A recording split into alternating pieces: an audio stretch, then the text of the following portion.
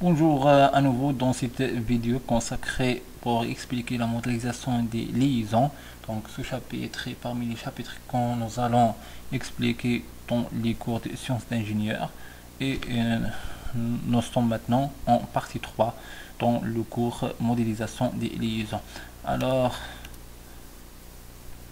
on a déjà expliqué ça. Donc on a dit qu'il y a trois types de contacts. Il y a contact ponctuel, donc dans ce cas ici on a contact ponctuel, donc la liaison c'est la liaison ponctuelle, et donc le contact ponctuel c'est le contact qui existe entre sphère et plan.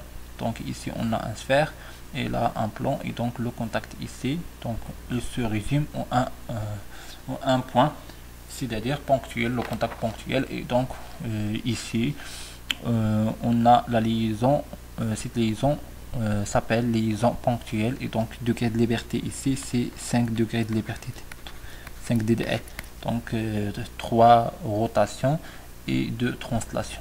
Bien sûr, la translation qui est supprimée ici, c'est la translation selon Z, donc selon la partie verticale, parce que ici donc on va perdre le contact qui existe entre ces deux pièces.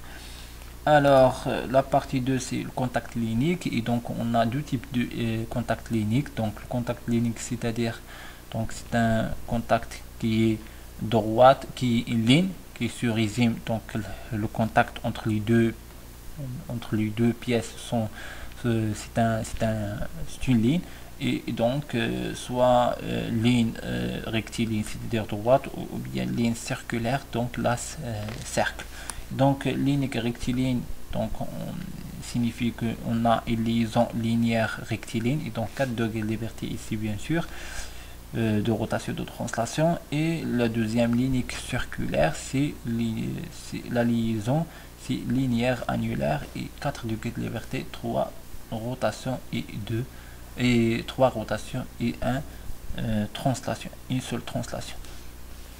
Alors maintenant on va passer vers contact surfacique, et donc dans le cas contact surfacique on a trois types encore.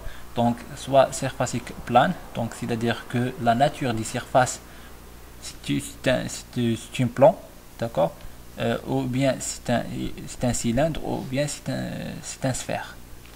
Alors on va commencer par la partie 1, c'est-à-dire surfacique plane. Et donc là on a c'est-à-dire le contact il est ici. Alors la pièce 1, donc voilà, on va dire qui est comme ça, juste pour donner schématisation. Et on va dire que la pièce 2, alors il est comme ça.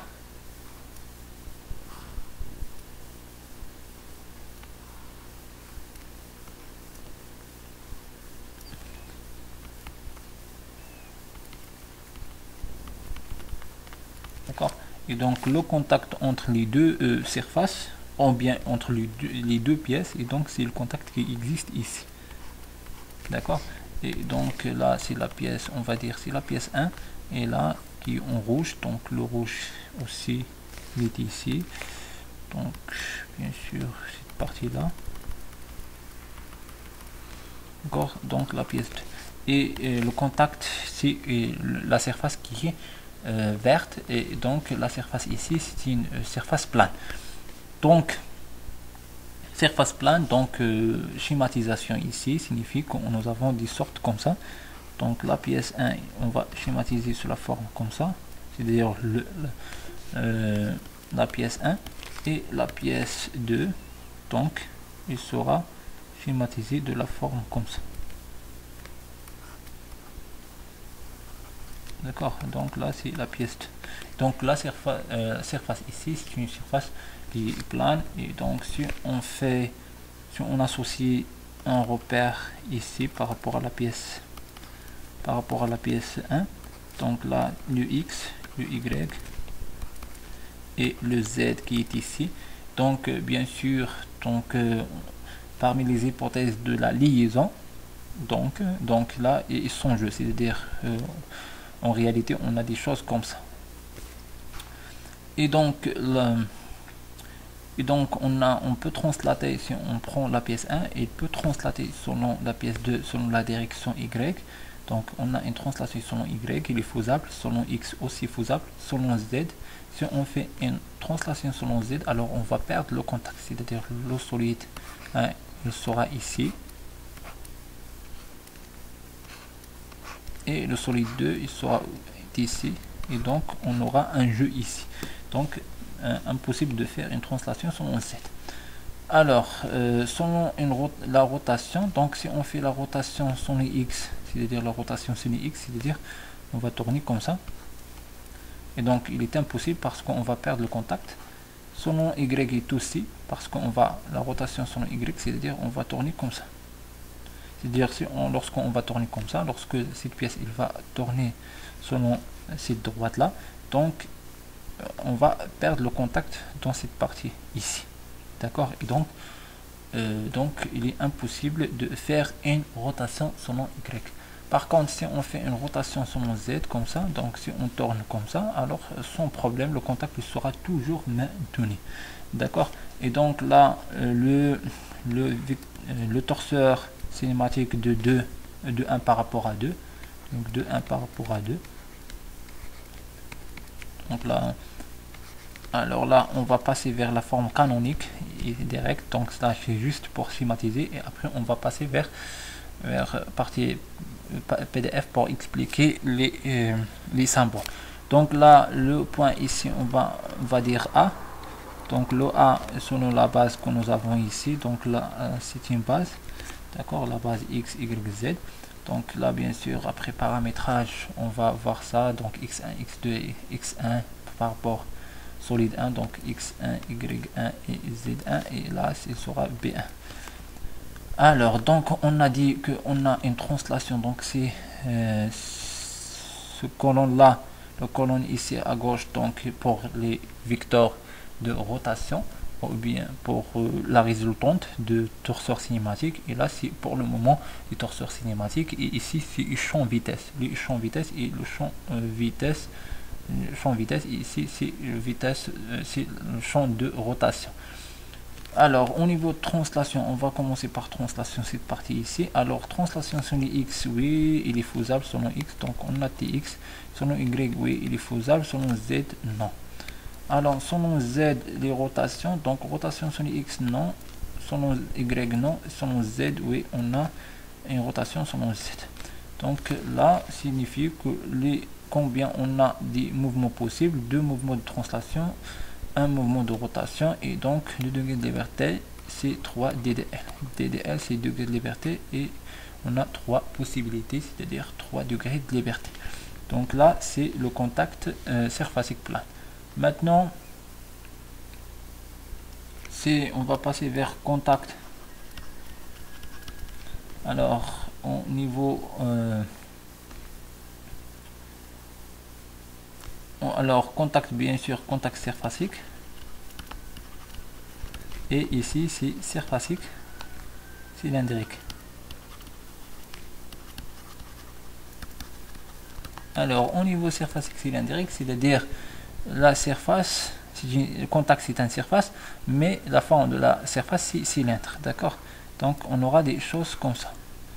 Alors on peut donc des choses comme ça. Alors pour ça, alors on a des cylindres, 2 cylindres, un cylindre à l'intérieur d'un autre cylindre, des choses comme ça, d'accord.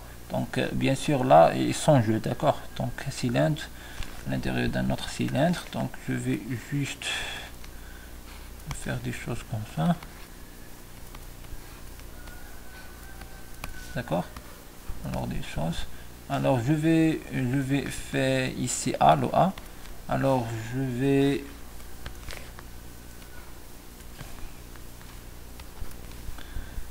là si je vais donner, alors là je vais donner le X, là il sera le Y, et là c'est Z, d'accord. Donc là on va supposer que le cylindre qui est envers il est fixe, et ce cylindre qui rouge, il peut bouger, d'accord. Donc là, c'est juste pour simplifier, pour observer le mouvement, d'accord. Donc là, c'est, on va prendre comme référence donc le solide 1 et là, c'est le solide 2, d'accord. Donc là, on va analyser les possibilités de mouvement. Donc bien sûr, donc le solide 1, il peut translater selon X, donc on peut voir ça facile. Le solide 2, attention, donc là, son jeu, d'accord. Donc son jeu signifie que là, pas de jeu, donc il n'y a pas de jeu ici, comme de sorte que nous avons un cylindre de cette forme là. D'accord.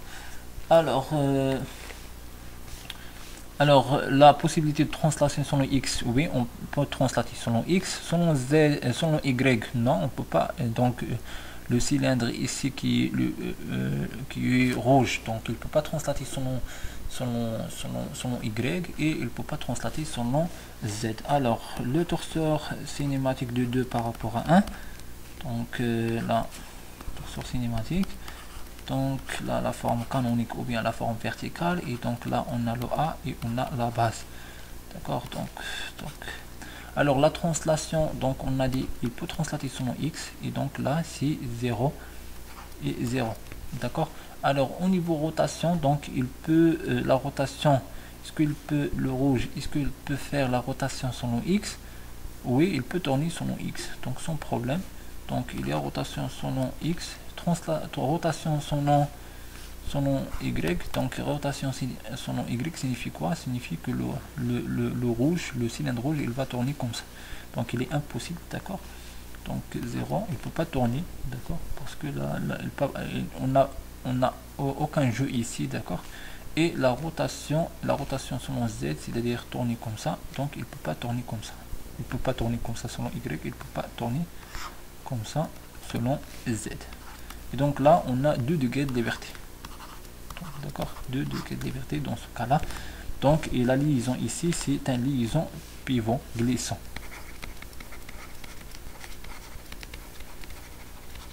D'accord. Donc la liaison pivot glissant, donc pour schématiser la liaison pivot glissant, alors là, on fait une schématisation comme ça. Donc là, donc le solide 1, donc là le solide 1 et là c'est le solide 2.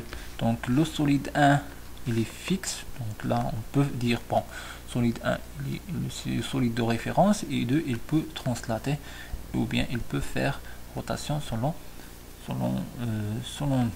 ce solide 1. Donc le solide alors là le solide 2 et là c'est le solide 1, d'accord. Donc ça au niveau 3D, donc au niveau 3D, donc on a comme ça,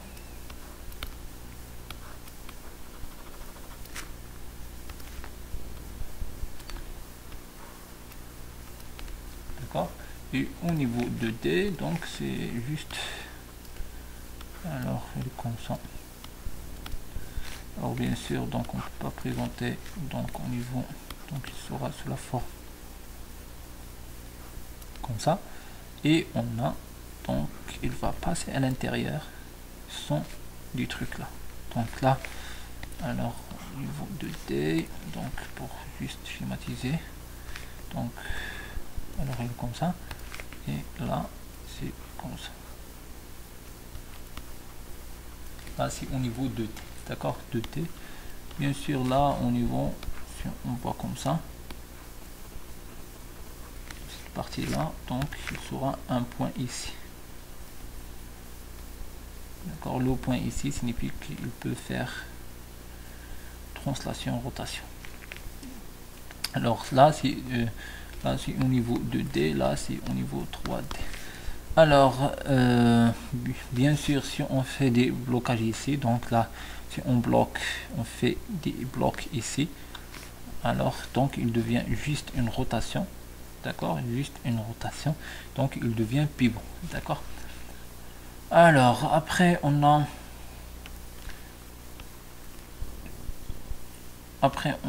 surface sphère, bien surface sphérique, et donc ici surface sphérique, c'est-à-dire on a un sphère, donc le contact, donc la nature de contact c'est un sphère. Donc là la sphère elle est comme ça. Alors on va donc là sphère, donc pour obtenir un contact sphère, donc il doit être sera un boule dans un boule, ou bien dans un partie dans un c'est-à-dire il doit être une sphère dans un sphère. Donc la partie 1 et la partie 2. Alors là, juste pour simplifier les trucs, donc on va prendre des choses comme ça. Ok, au niveau de ça, et on va prendre des choses comme ça. Donc là c'est juste pour simplifier les trucs, et là c'est des choses comme ça au niveau, donc là au niveau sphère. Donc le contact qui est ici, c'est un contact qui est un contact qui est surfacique. Donc contact surfacique, c'est-à-dire donc il sera ici un contact surfacique. Alors les parties, c'est-à-dire on va attribuer, on va faire A ici, et on va associer un repère à solide 2 par exemple. Là c'est solide 1, là on a X, Y et Z. Alors là comme ça, et bien sûr alors on va essayer de faire étudier les possibilités de mouvement que nous avons. Donc les translations, donc bien sûr on ne peut pas translater son nom X, on ne peut pas translater son nom Y, et on ne peut pas translater son nom Z. D'accord, là parce qu'on n'a pas donc la liaison sans jeu, bien sûr, pas d'après l'hypothèse. Donc d'après l'hypothèse liaison sans jeu, on ne peut pas translater son nom X, on ne peut pas translater son nom Y. Et ici parce que le contact est toujours maintenu, il doit être toujours maintenu. Donc si on fait une translation son nom Z, donc on va perdre le contact. Donc les translations, on n'a aucune translation. Donc là c'est A et B. On va voir ça après, donc au niveau de B. D'accord. Au niveau des rotations, donc si on est-ce qu'on peut faire rotation selon, donc là on a des choses comme ça, est-ce qu'on peut faire des rotations selon X? Oui, on peut translater selon X, c'est-à-dire on peut faire un tourner selon X, donc c'est-à-dire faire des choses comme ça, tourner selon X. Donc on a une translation selon on a une rotation selon X. Selon Y c'est la même chose, on a une rotation selon Y, on a une rotation selon Z. Là c'est V2 par rapport à 1. D'accord. Et degrés de liberté, on a 3 degrés de liberté, 3 DDL. D'accord. Voilà, donc là, donc cette liaison on appelle liaison rotule. D'accord, ou bien liaison sphérique. Donc soit liaison rotule, donc souvent liaison rotule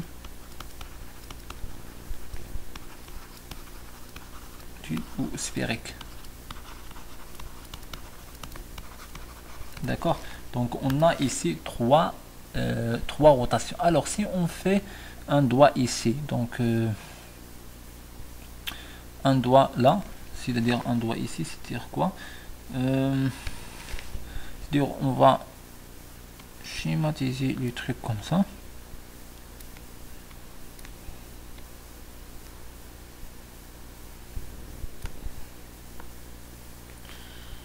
Alors là,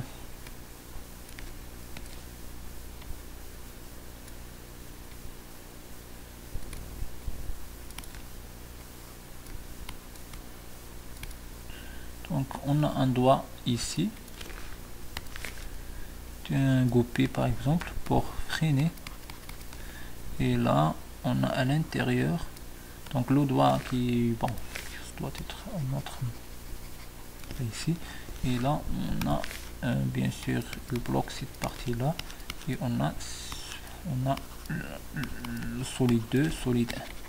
Donc ici, donc la rotation selon, alors la rotation ici on est au niveau de Y. Donc si on fait une rotation selon Y, il sera bloqué. La rotation selon X, une rotation selon X, la rotation selon X, oui, on peut faire une rotation selon X parce qu'on a une gorge là, et la rotation selon Y, donc on aura un problème, d'accord. Donc là on fait un blocage au niveau de ça, donc on peut éliminer ces degrés de liberté au niveau de Y. Donc cette relation, cette liaison, on va s'appelle liaison rotile à doigt. Donc si on ajoute un autre doigt ici, donc on va éliminer la rotation selon Z, et donc on aura une rotation, seulement une rotation selon Z, d'accord. Donc la liaison, donc c'est la liaison rotule, donc à doigt, ou bien liaison sphérique à doigt. Alors maintenant on va passer vers partie ici PDF.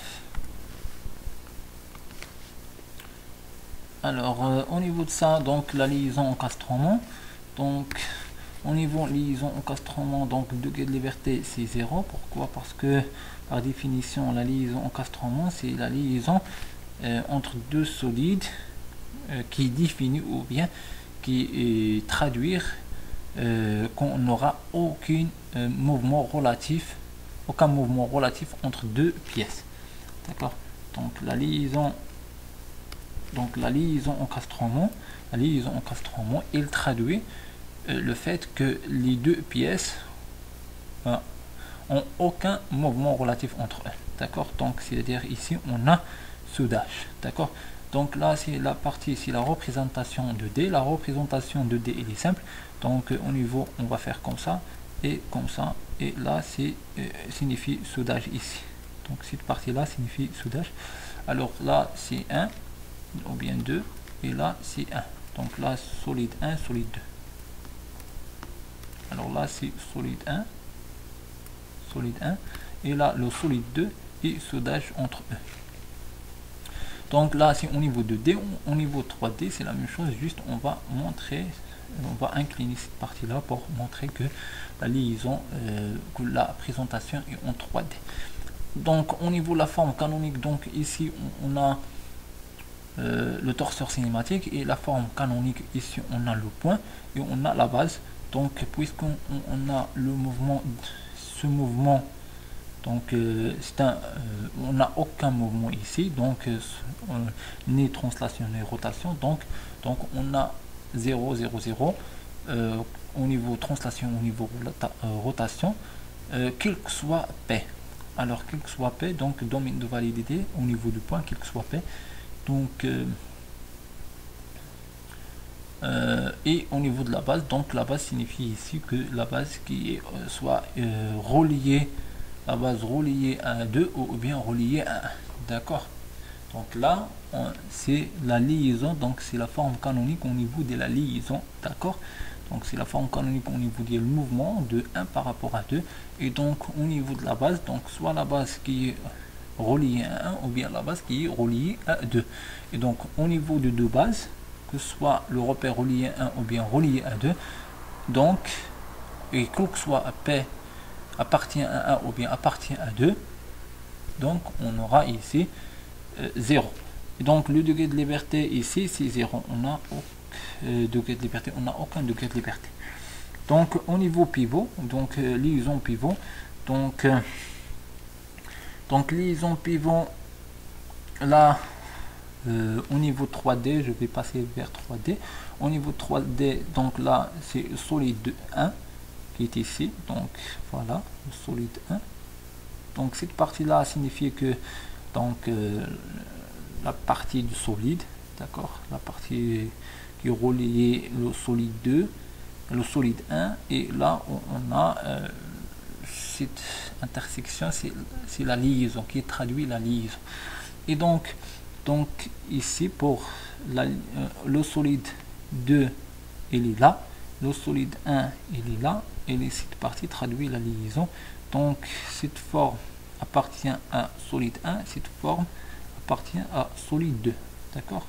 Donc là on a un cylindre ici et on fait le blocage pour empêcher la translation. D'accord? Donc au niveau de D, donc si on voit de ce côté là, on voit que on a une ligne comme ça, et le cylindre il sera sous la forme d'un rectangle. D'accord? Donc rectangle et deux blocs ici. Attention au niveau de ça, donc la ligne il traverse le rectangle. D'accord? Au niveau ici, d'accord? Alors si on voit ici, si on regarde ici à travers cette partie là, on va voir cette partie ici comme ça, on va voir le cercle qui est là, et on va voir que cette partie là, donc comme ça. D'accord? Donc attention, on n'a pas un point ici, d'accord? Pas de point, donc il est en contact par rapport à ce cercle. D'accord? Au niveau de la liaison pivot, la forme canonique, donc le domaine de validité, c'est au niveau quel que soit O appartient, quel que soit l'axe appartient, quel que soit le point appartient à l'axe de rotation, et le point, et on a l'axe de rotation, il doit être appartient à la base. Donc le point P, donc ce point là, donc domaine de point P, le point P au niveau de validité, quel que soit P appartient à l'axe OX. Donc quel que soit P appartient à l'axe OX, on a la forme canonique de cette forme là. La forme canonique, on a les particules traduisent les translations, les particules traduisent les rotations, et au niveau de la base, quelle que soit la base qui contient l'axe X. D'accord? Quelle que soit la base qui contient l'axe X. D'accord? C'est une base qui contient l'axe X, et bien sûr le P il sera appartient à l'axe X, bien sûr, et donc on aura cette forme canonique de la liaison pivot. D'accord? Donc là signifie quoi? Là signifie qu'on aura quelle que soit la base, c'est-à-dire quel que soit X, quel que soit X1, X2, X3, sans spécification des éléments de la base. D'accord? Sans spécification des éléments de la base. Là signifie bien sûr que la base il doit être appartient soit au solide 1 soit au solide 2. Là ici au niveau quelle que soit la base, à condition que le X, alors l'axe de rotation il est défini ici, c'est-à-dire une direction il est défini, il est posé, et au niveau de ça, c'est-à-dire c'est la direction, d'accord, de l'axe de rotation, d'accord, c'est-à-dire ici au niveau X. Alors au niveau Y, au niveau Z, pas de problème, d'accord, quelle que soit la base, c'est-à-dire X, X2, X1, oui, il est X, pardon, X, Y2 et Z2, oui, il est valable. X, Y3, bon, je vais dire n'importe quoi, Z1, il est valable, d'accord. Ok, après, donc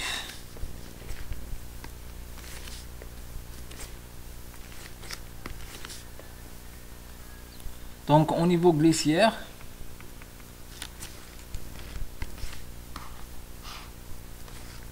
alors au niveau glissière, donc selon la direction X bien sûr, donc au niveau schéma 3D, donc on a un parallélépipède de la forme comme ça, au lieu de cylindre on a un parallélépipède, d'accord, et on a le point, il sera comme ça, d'accord, et le solide 1 il est de la forme comme ça, et le solide 2 donc il est de la forme comme ça, c'est-à-dire juste une droite.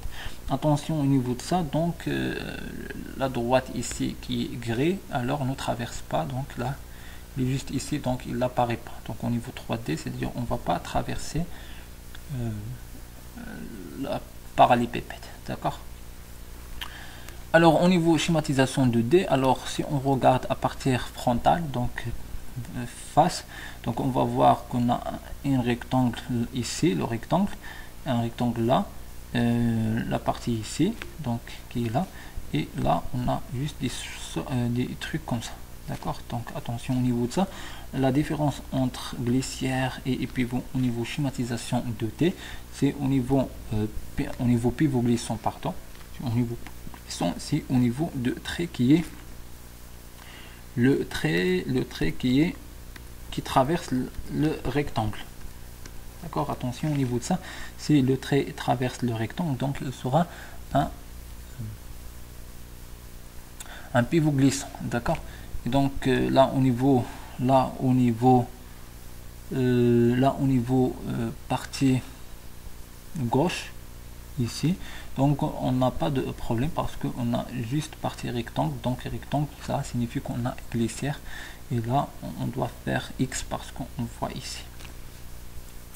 Au niveau partie la forme canonique de torseur cinématique, donc quel que soit P parce qu'on a glissière, donc partie changement de base, donc on aura la formule de changement de base, pardon, la formule de changement de point, donc dit bon, donc puisqu'on n'a pas de rotation, donc quelle que soit la vitesse, quelle que soit M, la vitesse de A est égale à la vitesse de P, quel que soit A, quel que soit P, d'accord. Donc là au niveau partie de validation, au niveau du point, donc quel que soit le point, d'accord. Et au niveau de la base, donc la base il doit contient selon la direction X, d'accord, selon la direction X, et au niveau de Y, au niveau de Z, pas de problème, c'est à dire là c'est la direction de la translation, d'accord. Ici c'est la direction de la translation qu'on va garder, et au niveau des autres directions sans problème, d'accord. Il est libre, on peut choisir n'importe quelle base à condition qui contient la direction de la translation, d'accord.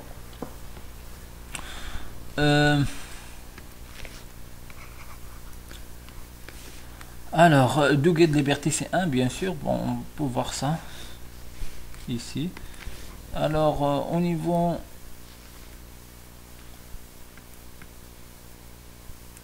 illiquidal, donc au niveau illiquidal, liaison illiquidale, la liaison illiquidale il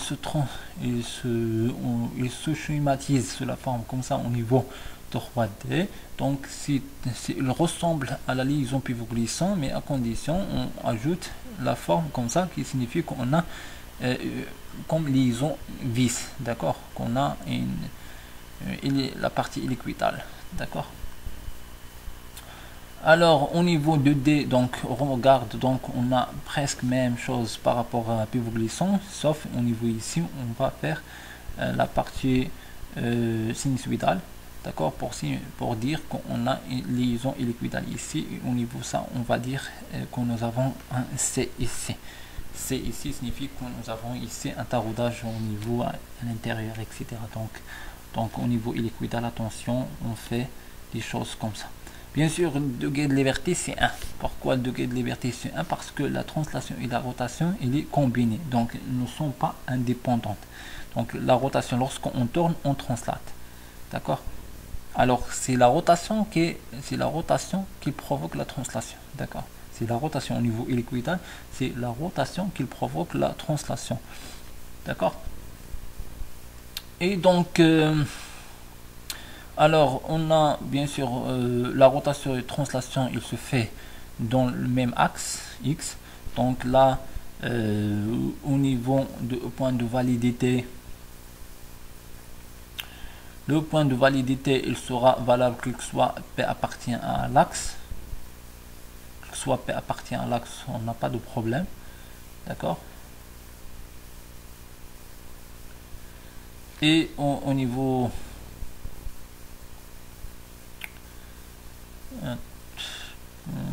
de P, non, au niveau de P on n'a pas de problème. Au niveau de P, au niveau de la base, donc au niveau de la base,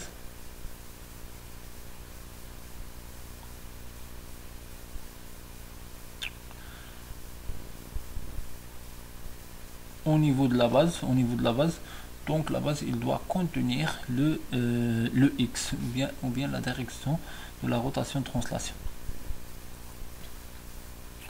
Alors au niveau pivot glissant, donc c'est la même chose.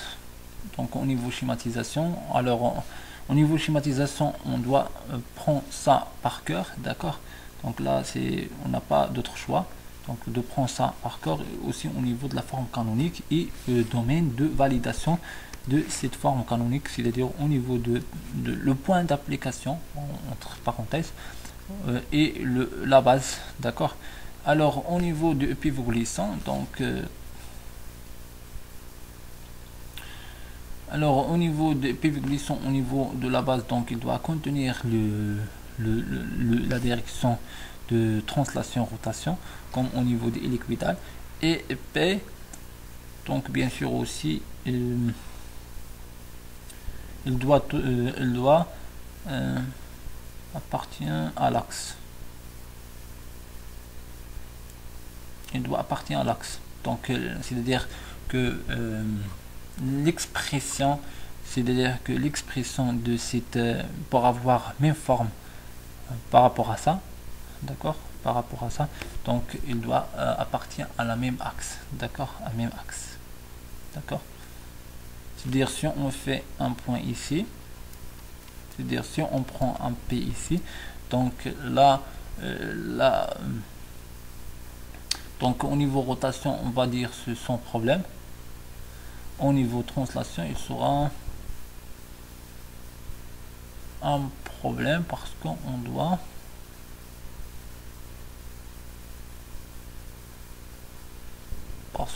faire un changement de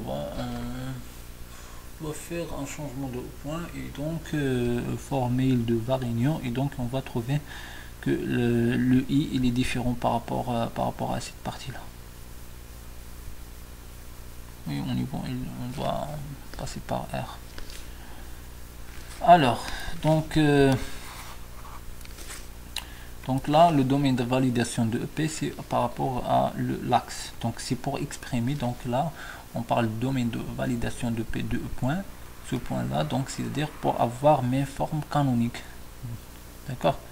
C'est à dire on a pour apprendre même P, c'est à dire nous avons même valeur ici, donc pour avoir même truc. Donc au niveau du i, lorsqu'on a translation, que ce soit au niveau du i, au niveau de P, donc on a c'est-à-dire au niveau pour avoir même rotation, même vecteur rotation et même composant de vecteur translation selon x, donc le P il doit appartenir à l'axe ou x, d'accord, au niveau de point d'application. Et au niveau de la base, donc la base doit contenir la direction de rotation translation ici, d'accord.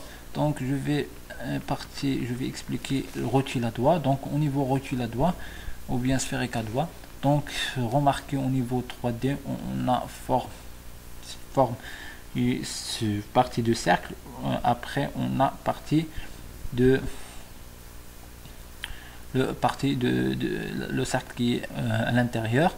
Donc là le solide 1 et là c'est le solide 1 qui est ici, le solide 2 qui est gris, et donc on a un doigt ici, donc pour empêcher la rotation selon x, d'accord, pour empêcher la rotation selon x dans ce cas là, d'accord. Attention au niveau de ça. Et donc au niveau de point d'application, donc le point d'application c'est au niveau de P, d'accord. Donc le point d'application c'est O, d'accord. Donc c'est le point d'application c'est ici, d'accord. Attention au niveau de ça. Et la référence ou bien la base c'est la base qui appartient soit au solide 1 soit au solide 2, d'accord. Donc c'est-à-dire c'est une base x, y, z, d'accord. Donc on est contrainté par rapport à l'axe. Bien sûr ici on a réuni par rapport à l'axe O, X, Z, c'est-à-dire comme ça, et doigt au niveau de Z, et donc la rotation elle est empêchée par rapport à X, d'accord. Voilà, donc on va explique au niveau rotule. Donc voilà, remarquez au niveau rotule. Donc c'est la même chose, sauf au niveau de doigt, on n'a pas de doigt ici. Donc on a 3 degrés de liberté, 3 rotations. Donc au niveau, puisqu'on a 3 rotations, au niveau de P, c'est le point d'application de O. C'est le O. D'accord, parce que là c'est un torseur.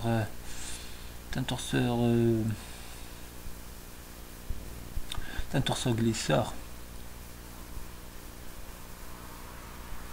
Oui. Et là, et le on ici, donc le on il doit être le point qui est là. Donc le point d'application de la liaison pour la forme canonique du torseur de cinématique doit être sous la forme ici, comme ça. Donc le P doit coïncider avec O. Au niveau de la base, attention au niveau de la base, donc quelle que soit la base, parce que là le vecteur, la résultante elle est constante. Donc là c'est le vecteur rotation ou bien la résultante, elle est constante, elle ne dépend pas de la base.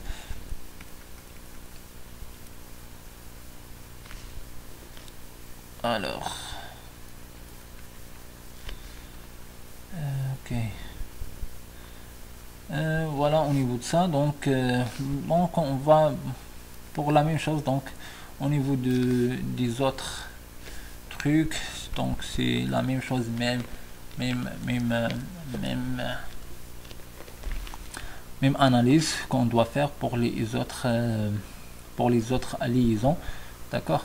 Donc je vais partager ça, donc ce PDF et les autres l'autre PDF que j'ai comme référence de cette vidéo.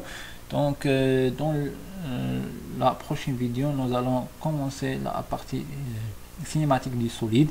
Donc on va commencer par les bases solides indéformables, définition des cinématiques des solides, calcul vectoriel, calcul dérivation vectorielle, solide, repérage, mouvement et référence. Et après nous allons commencer vers le calcul composition des vitesses, formule de Varignon et après torseur cinématique. Donc voilà, merci et à très bientôt.